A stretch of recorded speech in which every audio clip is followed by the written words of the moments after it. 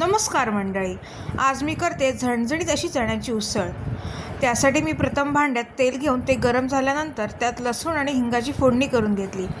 त्यात बारीक चिरलेला कांदा घातला, थोडी हळद घातली, घरगुती तिखट घातलं, तुम्हाला हवी असल्यास काश्मीरी मिरची पावडर तुम्ही ॲड करू शकता। त्यानंतर आलं लसूण पेस्ट घातली, ती छान परतली। त्यावर झाकण ठेवून 5 मिनिटं त्याची वाफ काढली। त्यानंतर त्याला छान तेल सुटलं। ते तेल सुटल्यानंतर त्या चण्याचं उकडलेलं गरम गरम पाणी ओतलं। ते छान एकजीव झालं की त्यात आपण कांदा खोबऱ्याचं वाटण घालायचं, ते एकजीव करायचं। त्याच्यानंतर गरम मसाला, किचन किंग मसाला,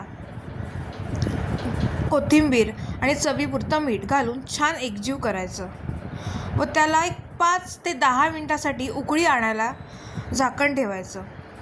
उकळी आल्यानंतर छान अशी चमचमीत झणझणीत चण्याची उसळ आपली तयार होते। ही चण्याची उसळ आपण गरम गरम भाकरी, फुलके, गरम गरम भात याच्याबरोबर खूप छान लागते। ही माझ्या पद्धतीची मी केली आहे, तुम्ही एकदा नक्की ट्राय करून बघा आणि आस्वाद घ्या आणि मला त्याचा अभिप्राय नक्की कळवा आणि आपलं चॅनलला सबस्क्राईब करा। थँक्यू।